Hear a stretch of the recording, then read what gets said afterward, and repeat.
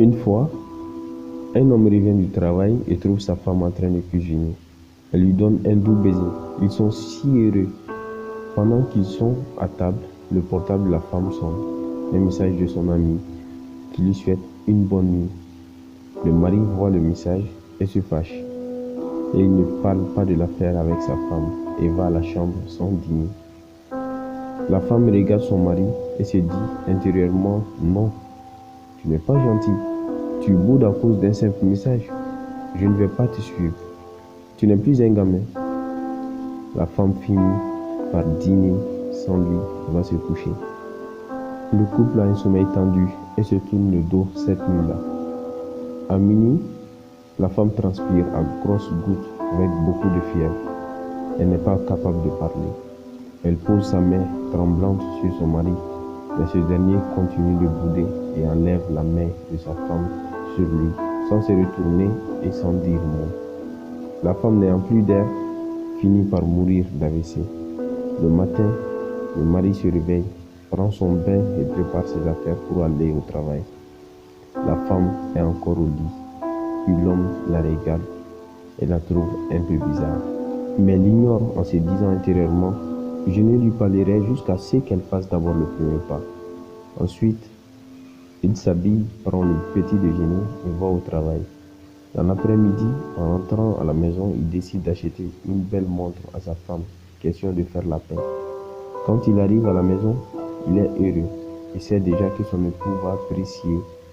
Ça sera pour lui un moyen de prouver à sa bien-aimée combien il était amoureux d'elle et lui donnera de nombreux baisers.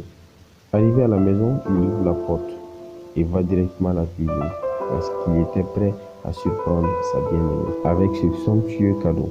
Mais il constate que le petit déjeuner qu'il a pris le matin était toujours là sur la table. Alors il s'est dit dans son cœur: elle était toujours en colère contre moi.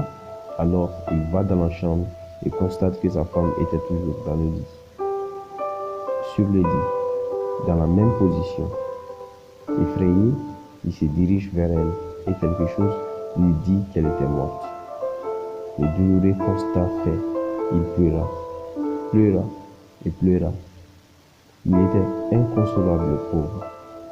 Il n'en revenait pas que sa bien-aimée soit morte de cette façon. La leçon de morale dans cette histoire est que le temps est trop court pour le combat. Sachez en profiter. Prenez soin de votre partenaire. Aimez votre femme ou votre mari. Donnez-lui des câlins. Si c'est un homme, remplissez-le de baisers.